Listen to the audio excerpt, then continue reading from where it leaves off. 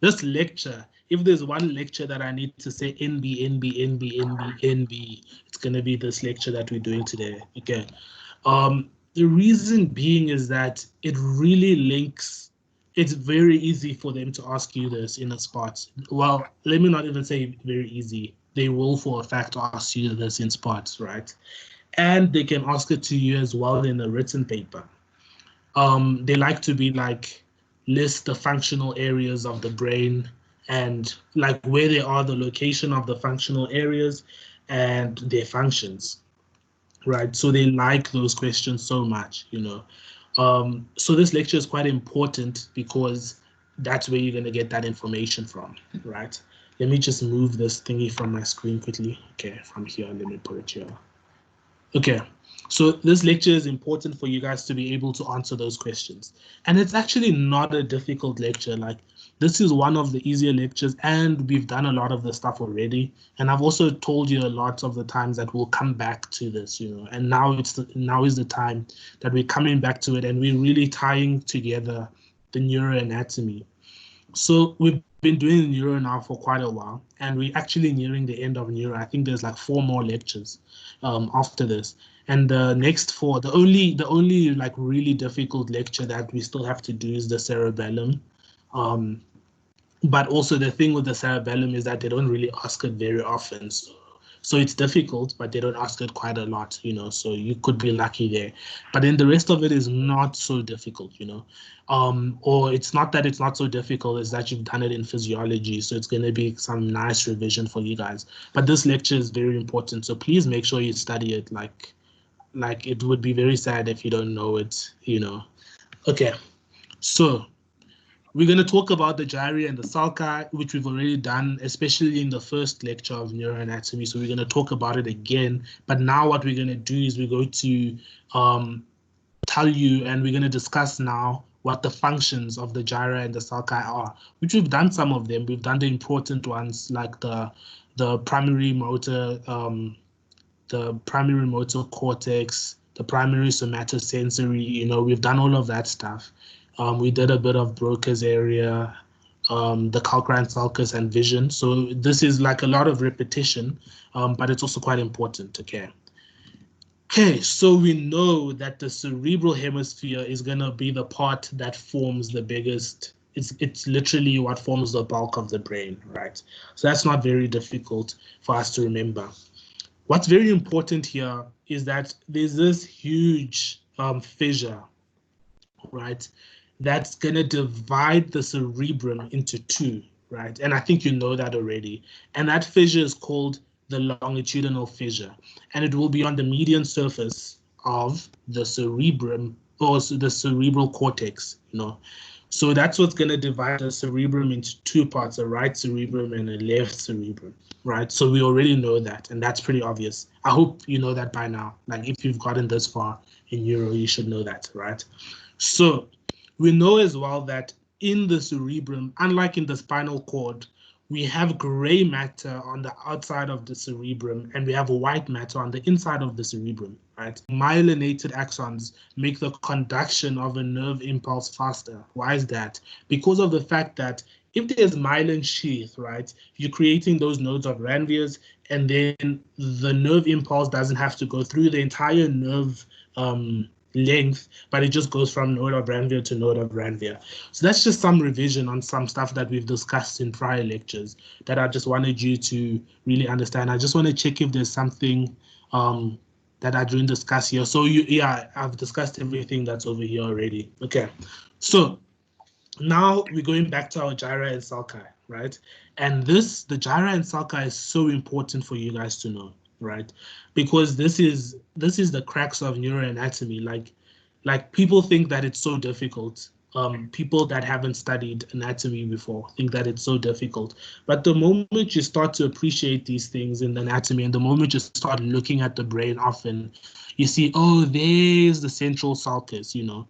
So it becomes very easy for you to identify these things. Okay. So now the only difficult part actually is number one, the most difficult part is for you to be able to identify the central sulcus.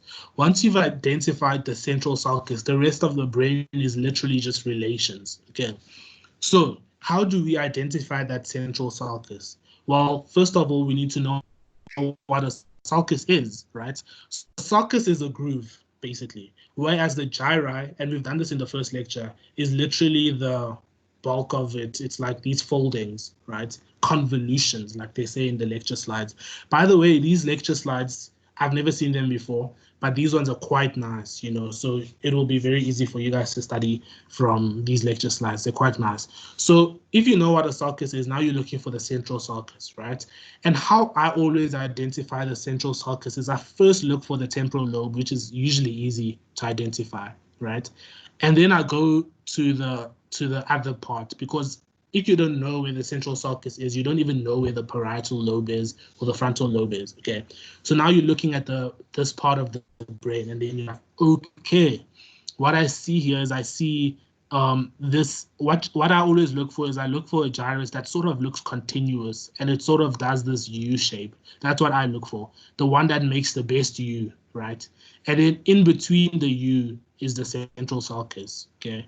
Then the one side of the U will be the precentral gyrus, and the other side of the U will be the postcentral gyrus. Okay, so that's essentially how I always identify it. So I look for the one that looks best like a U, and sometimes it looks better, sometimes it looks worse, but it looks best like a U, and it's very closely associated with the temporal lobe. Okay, and that's how I identify, okay, this here will be my central sulcus. Okay.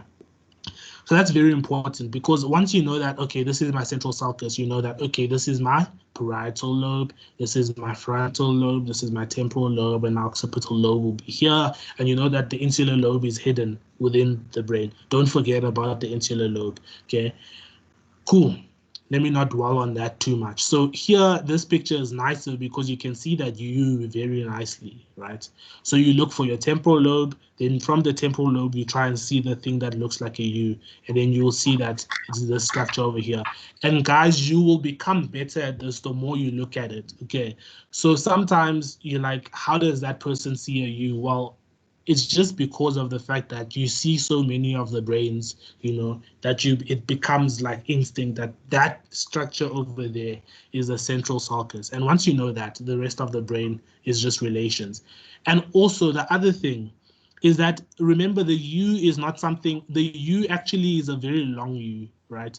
So it's a long U. So that's how you know that the structures in between this long U would be the central sulcus, because if you were to do something here and you're looking at this as your U, that isn't very long. You see that this gyrus goes like that, you know, it doesn't go up, whereas this gyrus goes up and this gyrus goes up, and that's how you know that that's your central sulcus.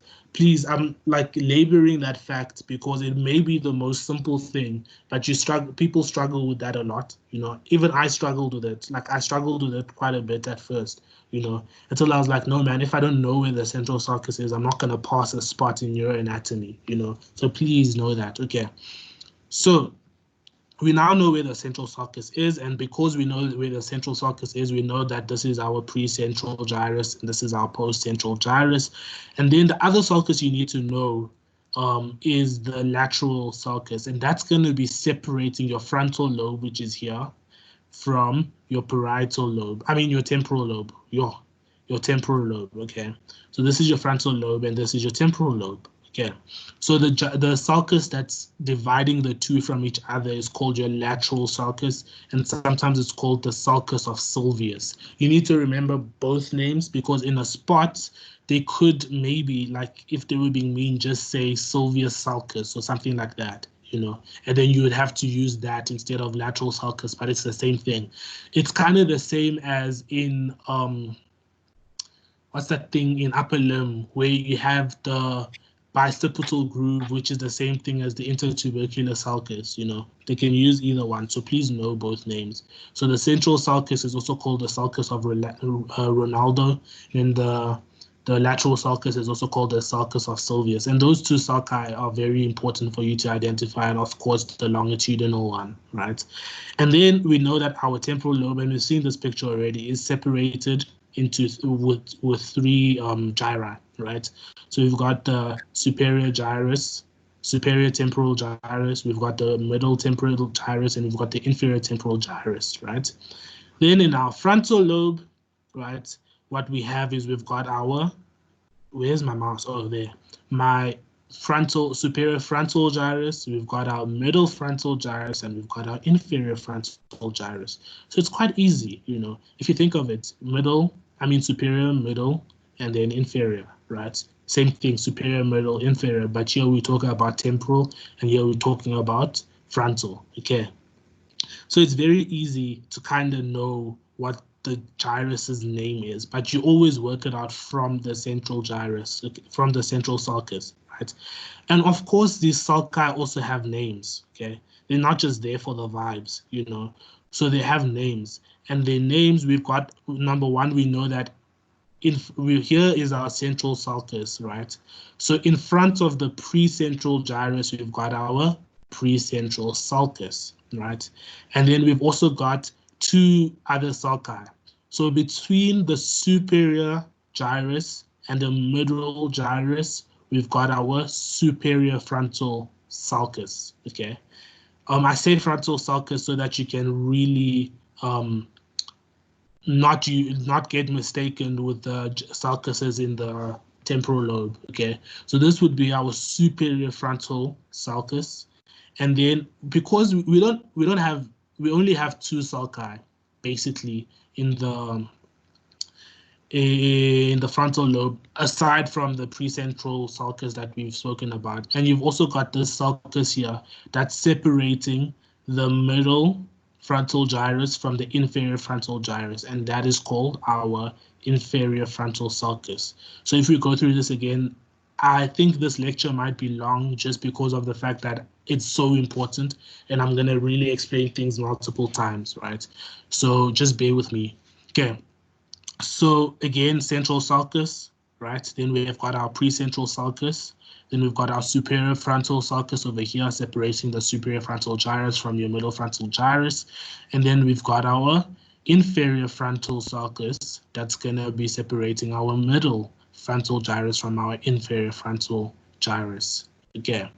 And then it's kind of the same thing here, superior, middle, inferior, and then we've got our our superior temporal gyrus, inferior temporal sulcus, okay? And then here we've got our parietal lobe, which we'll discuss in more detail, but then the most important sulcus really in the parietal lobe is the calcarine sulcus, okay? So that would be forming the most important one that you definitely need to know, but you can go through these as well. Cool. Now when we're looking at the medial surface of the cerebral hemisphere, the first thing you can see, like very nicely here, is your corpus callosum, and we'll discuss that in more detail later in the lecture. But then the other thing I really want to draw your attention to is, okay, like fine, you've got your occipital lobe here, and your occipital lobe is really just separated from your parietal lobe by this sulcus called the parieto-occipital sulcus, okay? So you should be able to identify the sulcus as well. That's what's going to be separating your occipital lobe from your parietal lobe from your occipital lobe. But then the other sulcus that's very important for you guys to see is your calcarine sulcus. So this here is your calcarine sulcus, and that's important for vision. And then your cingulate sulcus is something we're going to discuss later, and that's going to be over here. Your cingulate gyrus, right, is something that we're going to discuss just now, and it's over here, right? We know that this is our corpus callosum, and just for a reminder, this is your diencephalon over here, right? Your thalamus, your hypothalamus would be over here. There's your infundibulum, your hypophysis. Remember, we discussed that. This is your optic chiasm. And then here, you've got your midbrain, your pons, and then your medulla. We don't really say medulla oblongata, we say medulla specifically. Then you know that this here is our fourth ventricle. This would be our cerebral aqueduct, okay? So that stuff you can't forget, please. Cool. So now this is trying to show you some stuff that we are going to discuss in the next slide, so don't worry about it. She uses a lot of these pictures, whoever made these slides, and I don't completely like these pictures, so I got more pictures for us, just because it's very difficult for you to actually see the gyri. So that's why I don't like it, because here you're like, where's the frontal, where's the central sulcus, or like, because it's covered with colors. So I don't like this picture, but I'll show you a better picture just now. Okay, so we've already discussed some of the stuff, and I'm going to talk you guys through the functions now, and we'll go through them again with my pictures that I've gotten for you guys, right? But the first thing, we've discussed this already, is we've got our primary motor cortex, right? And that's going to be in our precentral gyrus, right? So how do we know why it's like, how I remember that it's first the motor cortex before the somatosensory cortex, right? Is that motor M comes before S, right? So your motor cortex, your primary motor cortex will be in your precentral gyrus, and your primary somatosensory cortex will be in your posterior central or your post-central gyrus, okay? We know that those two gyri, we now know that it's separated by your central sulcus, right? So we've got this primary motor cortex, right? Then in front of that, right, so anterior to the precentral gyrus, right, we've got this thing called our premotor cortex. Now, if our primary motor cortex, that one is the one that sees all the movements and stuff like that in the body, and it's going to be communicating a lot with like your cerebellum, because your cerebellum is one of the things that deals with movement, and your basal ganglia, right? And it's going to have all these fibers moving around, but it is the primary motor cortex, and it does exactly what it says. It's the primary motor cortex. Now the premotor cortex, right, is in front of the primary motor cortex, and I think we'll see it better in another picture. I don't like this picture very much, but just remember in your head, premotor, remember it's before the motor, right? So premotor area is sometimes called the secondary motor area, okay? So you must know both names just in case, right? For a spot specifically. And what that does is that it controls your urge to carry out a movement. So your primary motor cortex is like, yes, fine, I can do this movement, right? But then your premotor cortex is the one that's going to be like, I want to do this movement.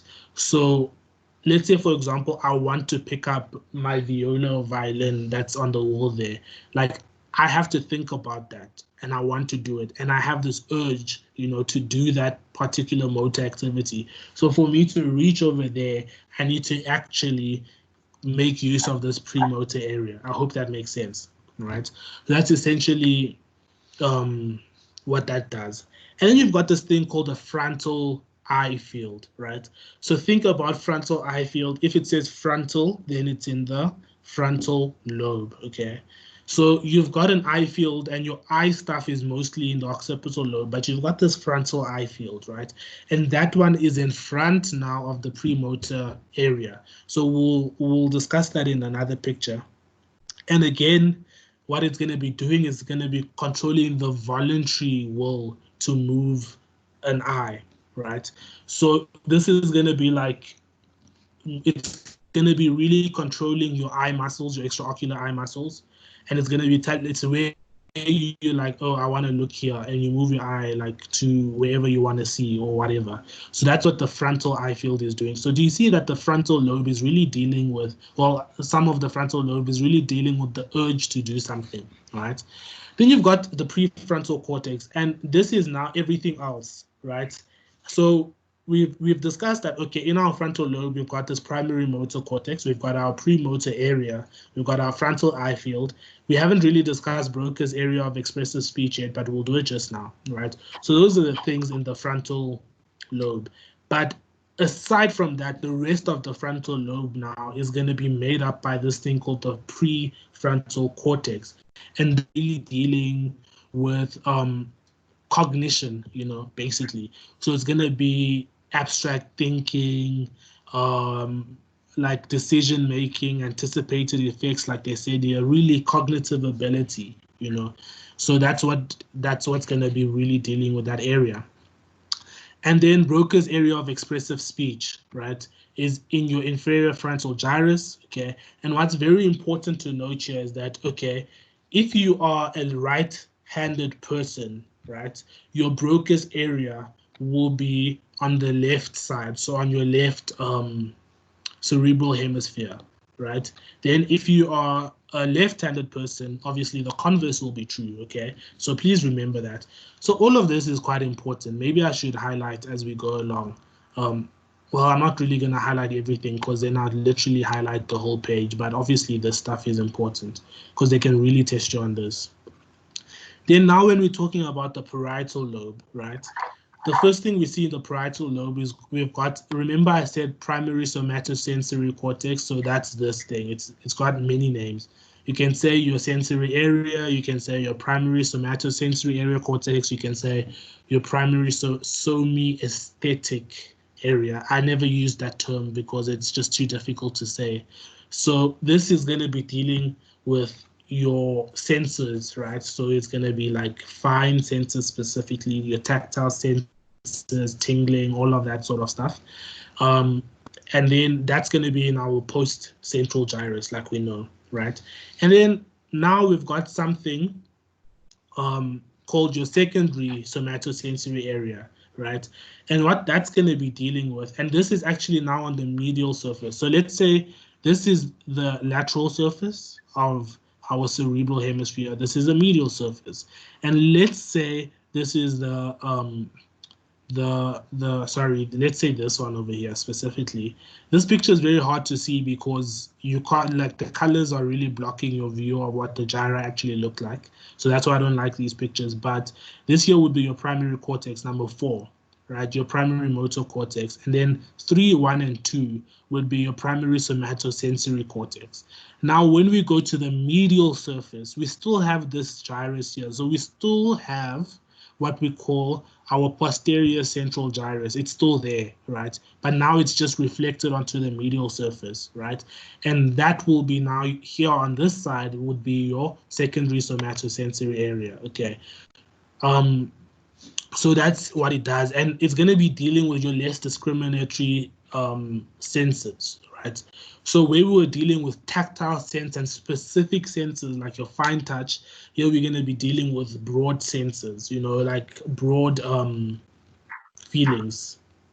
I don't know. I hope that makes sense for you guys. I don't really have better words to explain that, okay?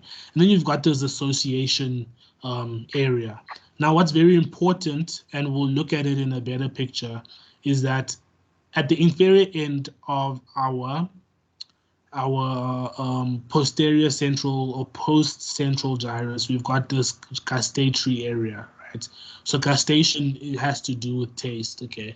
So those are basically the areas that are now, these are basically the areas that are forming the parietal lobe. So now in physiology, you would have seen the homunculus, right? So this is basically, so now think about it, okay? This is showing you the cerebral hemisphere, right? But what would it be showing here? Okay, if we're dealing with the motor homunculus, we've got 2, right? We've got one for motor and we've got one for sensation, right? So the motor homunculus, this here would actually then be what? It would be our pre-central gyrus because that's where our motor cortex is, right? So this would be your pre-central gyrus. So think about this. This is the lateral aspect of the cerebral hemisphere, and I'm now coming into the medial aspect. It would probably end about there because then it would become your cingulate gyrus. But anyway, so your homunculus, this is your face. So this area is going to be dealing with your face stuff. Then your hand is over there. Then your leg is over there. So this is just showing you which real part of the gyrus is dealing with what, okay? Then this picture over here, this would now be our post-central gyrus, right? Because now we're dealing with sensation, right? So you would have your ears over here. I think this is your face. It's a very bad face, but this is the person's face. Then this is the person's hand becoming their feet, okay? So this is essentially showing you the homunculus, but like you can know this, but it's not something they will really ask you in anatomy because it's more physiology, to be honest. And also like, sorry, I just need some water. Also like, how do they ask it to you? You know, like it doesn't really matter for anatomy. Okay, so now when we continue, the occipital lobe, and the very important thing, obviously, with the occipital lobe is that you've got your calcarine sulcus. Now, this picture doesn't show it to you nicely, right? So I will show you a better picture, but your calcarine sulcus, they're saying, is around area 17, so over here, right? You would see your calcarine sulcus, which is literally the part that's going to be dealing with the primary visual cortex, right? So let's go back to our optic lecture. Well, we haven't done the optic lecture yet, but I've told you about it a lot of times, right? So let's say a stimulus comes in the form of light, okay? So what's very important to understand is that the primary visual cortex isn't really dealing with anything other than black and white. It's literally light, you know? That's what the primary visual cortex is doing. Whereas the association cortex is where you get the good parts of life, you know, the ability to see color, okay? So that's what the association cortex is going to be dealing with, okay? So the primary cortex is just like, it's just plain and boring, and it's just dealing with light, right? And it's at your calcarine sulcus, which I'll show you a better picture of now. And remember from our optics stuff that we've been doing that, okay, you've got your eyes, right? Then coming from your eye, the impulse is going to go through the optic nerves, right? Then there's going to be a chiasm, the optic chiasm, right? And then from the optic chiasm, it becomes the optic tract. Then it goes to your lateral geniculate body, right? So from the lateral geniculate body, right, what happens is that there's going to be these things called optic radiations, right? And the optic radiations are then going to be sending the stuff basically to the calcarine sulcus, okay, which is the primary visual area. I hope that makes sense. And remember that your lateral geniculate body is part of the thalamus. It's like at the base of the thalamus, right? Then we've got our association cortex, which would be the rest of the occipital lobe, other than the calcarine sulcus. Colors, faces, the better things in life. Cool. Then there's the temporal lobe, right? So what's very important about the temporal lobe is that we've got this thing called Wernicke's area. So where we spoke about Broca's area of expressive speech, we've got Wernicke's area in the temporal lobe. And it's in the, if you remember the name of this gyrus, this would be the superior temporal gyrus over here. And if you go to the superior temporal gyrus quite far, you know, closer to the occipital lobe, then, or closer to the parietal lobe, then what you would have at 22 would be your Wernicke's area, right? And this is over here. And this is what gives you the ability to understand speech, right? So first you need to hear speech, and then you need to understand speech, okay? So that's what Wernicke's area does, is to do with understanding what you say. Whereas Broca's area of expressive speech is going to be about being able to speak proper sentences and sentences that make sense. Okay. Then the other thing, obviously you've got your primary auditory cortex, and that's actually the superior surface of the temporal gyrus, right? Superior temporal gyrus. So if you're looking at the superior surface, that would be over here, right? And we've got these things called Herschel's convolutions, Herschel's gyrus, sorry. And these are these things over here, and then this is the temporal lobe, okay? So I don't know if there's anything really other than that I need to. What I would just stress is that you know that, okay, there's the superior surface of the temporal lobe. Superior surface of the superior temporal gyrus is what's going to be forming the primary auditory cortex. And then here you've got Wernicke's area, okay, and where Wernicke's area is. Cool. Now, when we're talking about the limbic system, we remember that the limbic system has to do with memory and emotion, right? So memory and emotion, okay, basically. That's essentially what the limbic system does, right? That didn't go well, okay. So when we're thinking about the limbic system and the structures within the limbic system, right, we know that there's like the stuff like the insular lobe and all of that stuff. Remember, we've got our phonics, and we can discuss this, like the columns, the crura, and then it became the hippocampus, which is like the thickening of the fornix over here, right? And then where you see the lines, then that's the pes hippocampus. So this is also part of our limbic system. So the hippocampus and the dentate gyrus, right? So if you're looking at the hippocampus, medially to that, there's this, I hope you guys can see where this cursor is, but there's this like stuff that looks like striations, right? And that's the dentate gyrus, somewhere in there. It's medial to the hippocampus. So I hope that makes sense for you guys. Okay, so this is again showing you the hippocampus. Over here, you can really see that hippocampus very nicely, and the pes hippocampus at the end with like, so where there's a lot of lines, that's the pes hippocampi, I guess, if you're talking plural. But then remember how columns, body, columns, body, crura, hippocampus, pes hippocampus. Now this is talking again to the functional anatomy, and you can go through this on your own. We've already discussed most of this. Just remember that Broca's area, speech control, so being able to say speech that makes sense, right? This is going to be in your, what we call this is your inferior frontal gyrus. And there's this area, that's Broca's area. And then here's your Wernicke's area. Those two get confused very easily, so just make sure to know that. And this is really a nice picture to sort of summarize. It's not very detailed because it's still missing out some of the other areas, but it's quite a nice picture to summarize what is going on, right? And now we're going to talk about white matter. Okay, now remember, first of all, we start off this lecture talking about white matter being our myelinated axons, right? And they're going to be, yeah, that's what we need to know basically about white matter, is that they are myelinated axons, which makes sense why it's white, because the myelin sheath is around it, and we know that it's going to make the conduction velocity of a nerve impulse faster. These fibers, right, and you really need, like, I didn't think they were important, but it came to bite me in spot, okay?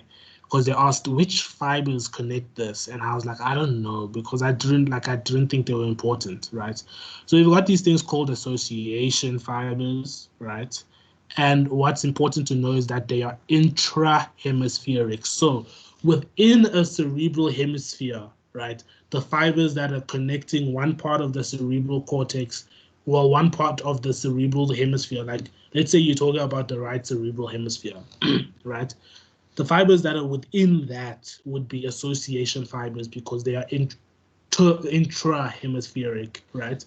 So how you can remember that association fibers is intra, is A, association intra, that has an A, right?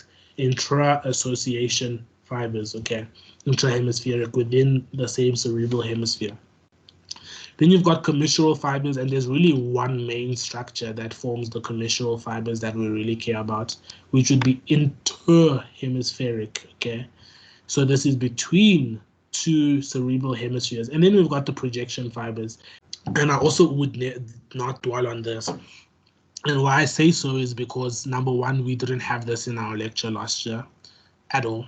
Number two, you can't see it, right? So it's not like they can point to this in the brain and say, which fibers do you see there specifically? But there's one thing where they will tell you what are the fibers here, and I will discuss that just now. Okay, I hope this makes sense so far. Cool, then our commissural fibers, this one is very important. And what the commissural fibers do is they are dealing with interhemispheric communication, so between two cerebral hemispheres, right? And the most important one is your corpus callosum, right? But then the other one that you can really see is your anterior commissure. And I'm not going to talk about it here. There's better pictures for you. So if you see corpus callosum, and I'll show you another picture of corpus callosum that will be like, damn, you can really see these fibers. And remember, we're talking about commissural fibers now, right? So corpus callosum has parts, right? It's going to have a rostrum. So I think rostrum means beak. if I remember medical terminology, but I could be completely wrong. But that's what I think, right? So the rostrum is this part, okay? We'll do this in another picture again, I think. But then the genu, how I think about genu is that genu always means like bend, okay? So when there's like a corner, that would be your genu, right? So this part, so you've got your rostrum, you've got your genu, which is actually the most anterior part, right? But then the rostrum, as you can see over here, is going to be inferior, but it's still anterior, but it's more inferior as well, right? And it's the beginning of the corpus callosum. Then you've got this bend over here, which would be your genu.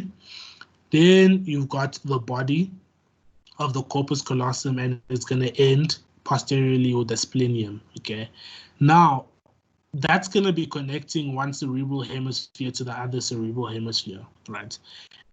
And then at the most inferior end over here, this circle over here is your corpus, your anterior commissure, right?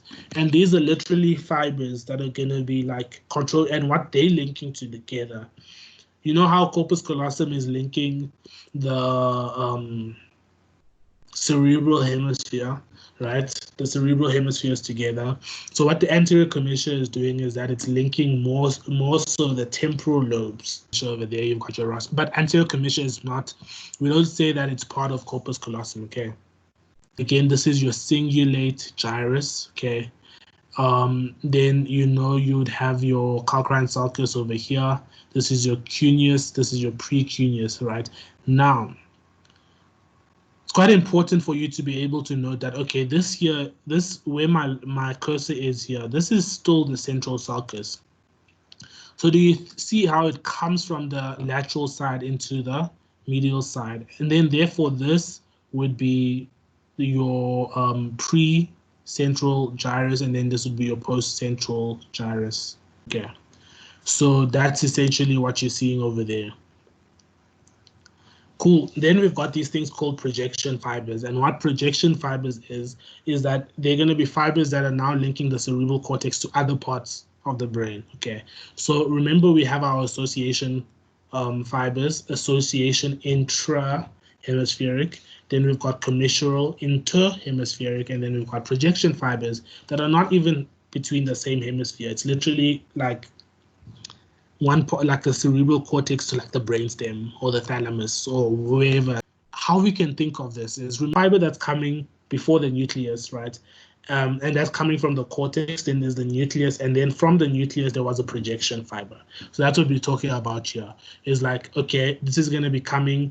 This is going to be connecting the cortex. So wherever your nucleus was, or whatever the case may be, or wherever like things were in the brain, it's going to be connecting the cerebral cortical structures, our subcortical structures like your thalamus, your corpus striatum, which with the spinal cord and brainstem, stuff like that. But the main projection fiber that we see is this thing called our internal capsule, and that we've seen before.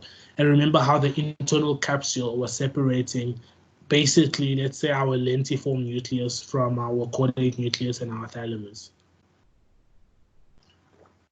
And if you remember correctly, our lentiform nucleus is globus pallidus plus putamen. So globus pallidus is this lighter staining one, whereas putamen, okay, let's not say staining, it literally looks lighter. It's not like we stain it, it's not histology. But anyway, our globus pallidus is this lighter one, and then our putamen is the darker one. And remember, they were separated by these structures. There was this thin line over here, and I'm not going to repeat that for you because you should know that. I hope you remember that. But if you want me to, we can discuss that at the end. And then sometimes you can see this thin line between two parts of your putamen. Your globus pallidus, there was the internal part and our external part, and there's this other thing that's separating them. So I hope you can remember that. Then we've got our internal capsule, which we're going to discuss, and obviously our external capsule forming like the cap, basically, to the lentiform nucleus. So this here would be our caudate nucleus, and then usually inferior to that, we can sometimes see the thalamus, but that depends on where the section was taken. And then this would be corpus callosum over here. Okay. So this is showing you your internal capsule again. and we've already discussed how it separates our lentiform nucleus from your caudate nucleus. Now, the internal capsule has parts, right? So it's got this anterior limb, which would be closer to the anterior pole, which is over here. Then it's got this genu. Remember I said genu is like, in my mind, the genu is a corner. I don't know what it means in midterm anymore. I don't know if we did that. And then this here would be our posterior limb of the internal capsule. Now again, just for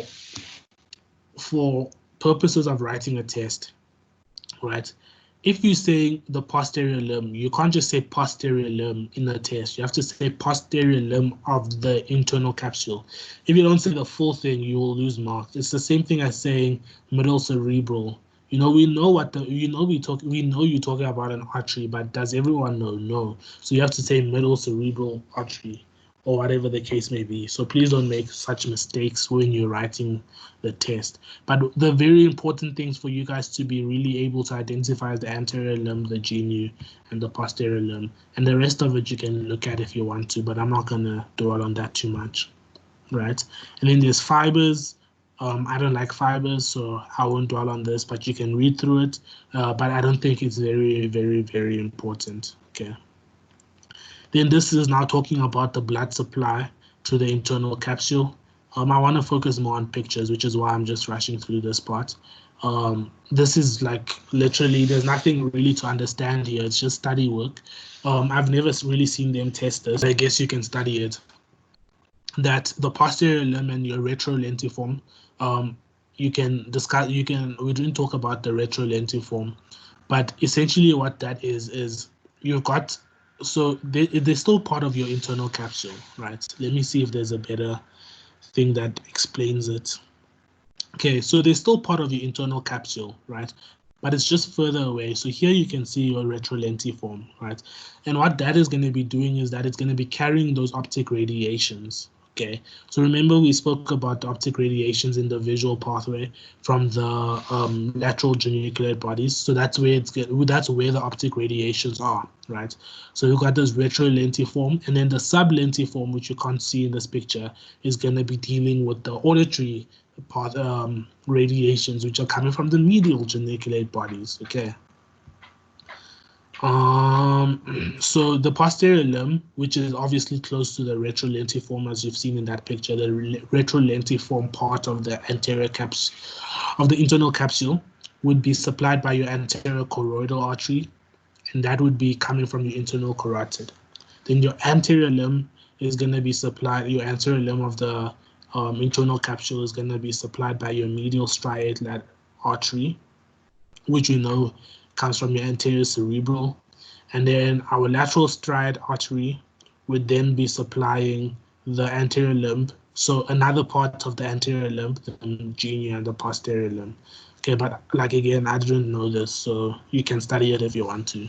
Okay, then the lesion of the internal capsule will cause a lot of problems, because why? There's a lot of projection fibers coming from the internal capsule. So there'll be a lot of tracts that are going to be involved if there's a lesion there, right? But the thing that you should be most worried about is the visual and auditory pathways. Why? Because, or the visual and auditory radiations, and that's because they're coming from they're going through the sublentiform and the retrolentiform, right? So that's why you'd be worried about that. But again, this stuff you'll probably deal with more when you are a fourth-year medical student. And on that note, what I want to do now is I want to show you some of the pictures that I got for you guys. Which is quite nice, obviously, because you can really see the gyri and sulci quite nicely. So in your mind, you can name all of these gyri and sulci. But what you see nicely here is your primary motor cortex, right? Then we've got our premotor cortex in front of that. Remember, we said anterior to that. And then here's your frontal eye field. Okay. And then here we've got our temporal lobe and our occipital lobe, but we're not really just focusing on that now. Okay, so in the next picture, this again, I just got these pictures for you because I'll send them to the team, and then you guys can check out these pictures. to kind of remind yourself of what the functions of the different things are. I just thought this one is quite nice because of the color coding, so it'll be nice for you to study. You should probably also practice, just draw this out for yourself. You don't have to draw it like it's quite easy to draw a brain, because you can literally draw the gyra as straight lines, and it forms like a block, you know, so you can draw it for yourself. The main thing that you can check in this picture is you can see your occipital lobe over here, and then you can see your calcarine sulcus over here, and that's going to be the thing that's going to be forming your primary visual cortex, whereas the rest of it would be dealing with your association, your visual association area, and that's going to be dealing with the colors and seeing faces and stuff like that. So the central sulcus is over here. Yes, your frontal association area. Sorry, I forgot what that was for some reason. Okay, but anyway, here's your central sulcus, right? We know forming the U. Well, not forming the U, but we know because of the U between the primary motor cortex and our primary somatosensory cortex. And then we've got our premotor cortex, would have our frontal eye field over here. Here we've got our frontal association cortex, prefrontal association area. Here we've got Broca's area of expressive speech. Here we're going to have our temporal lobe. Over here, our primary auditory cortex is at the superior part of the superior temporal gyrus. Then we had our Wernicke's area that we discussed, that was quite close to that. Again, our visual cortex, primary visual cortex, would be specifically at the calcarine sulcus, whereas the rest of it would be forming the visual association area.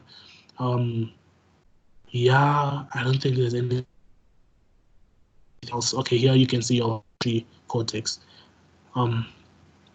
Yeah, then this is now showing you the medial surface. I wanted to show you this picture specifically for you guys to be able to remember the gyra and sulci medially, right? So remember, this is still your central sulcus. So this here would be your precentral gyrus, and this would be your posterior central gyrus, because this is your frontal lobe, okay? Whereas this is your parietal lobe. So this is your posterior central, then this is your precentral. Right, this is your frontal lobe over here, and then here you can really see your cingulate gyrus quite nicely, and then on top of the cingulate gyrus you've got this blue line here, that's your cingulate sulcus, okay? And then here, what's separating the parietal lobe from the occipital lobe is your parietal occipital sulcus, and here you can see the calcarine sulcus very nicely forming that primary visual area.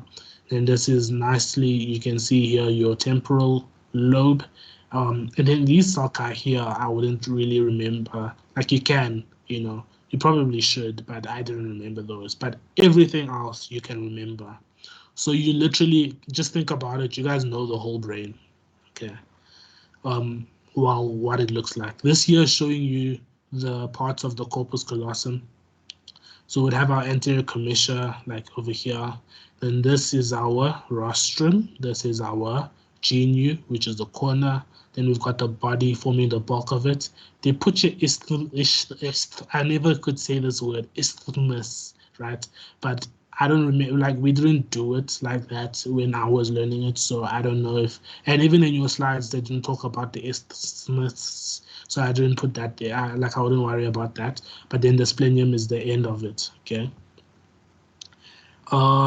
What was I trying to show you here? Let me remember. I think I was just trying to show you let me zoom in a little bit. Okay, it doesn't want, okay, there it is. But I was probably just trying to show you again the parts of the corpus callosum, right? Here you can see the fornix, and you know that the fornix would end with the hippocampus and pars hippocampus. Here you can see the thalamus, the hypothalamus. This is forming the diencephalon. You can really see the posterior commissure, and then there's the anterior commissure somewhere over here. This is actually your interthalamic adhesion. Okay. Here you've got your cingulate gyrus. I'm just trying to remind you of structures that you've seen before. And remember, this here would be your lateral ventricle, right? Whereas on top over here would be your third ventricle, which is associated by the thalamus, and then you'd have your brainstem coming down. Where's this thing? Oh, let me unzoom, maybe then it will allow me to go to, okay. Oh yes, I thought this picture was so cool, right? That's why I got this picture. Because this is now showing you the commissural fibers. So this here is your corpus callosum, right? So this is your corpus callosum. I can't really tell. I think this would be anterior and this would be posterior, but I could be very wrong, right? I can't really see any landmarks that I remember that will tell me which part is anterior and posterior, but let me guess that this is anterior. So then our rostrum would be at the bottom there, and then we'd have our genu, body, splenium, right? Then can you see this commissural fibers? So that's what they literally look like. I thought this picture is quite cool because it's showing you how the corpus callosum is literally sending commissural fibers to the parts of the hemisphere that's forming that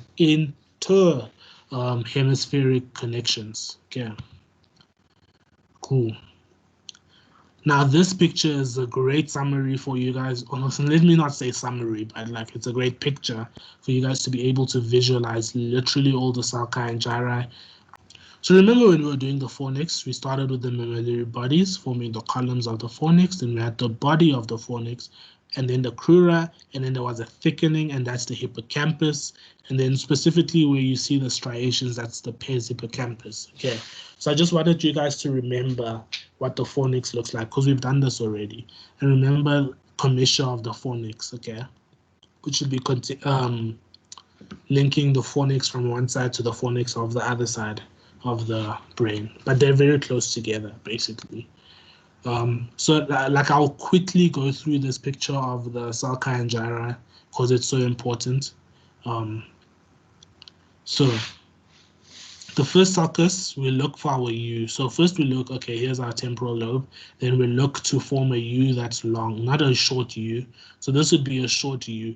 This is a long U, okay? Okay, so this is our, so we know that the sulcus in between there would be our central sulcus, and this is our precentral gyrus motor, postcentral gyrus somatosensory. Then we've got our precentral sulcus in front of the precentral gyrus. We've got our frontal eye field over there. We would have our premotor area over here, and then we'd have our prefrontal area over here.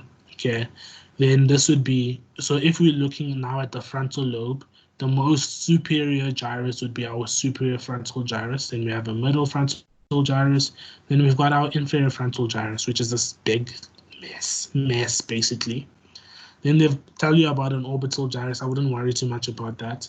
Then we've got here, this is what we call our lateral fissure, our lateral sulcus, sorry. And the lateral sulcus is separating the frontal lobe and the parietal lobe from the temporal lobe, right? Got superior temporal gyrus, middle temporal gyrus, inferior temporal gyrus, superior temporal sulcus, inferior temporal sulcus. We've done this already. Your Wernicke's area would be here. Your primary auditory area would be somewhere over here on the superior part of the superior temporal gyrus.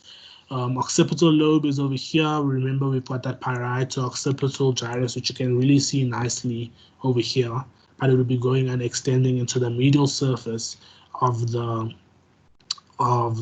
cerebral hemisphere.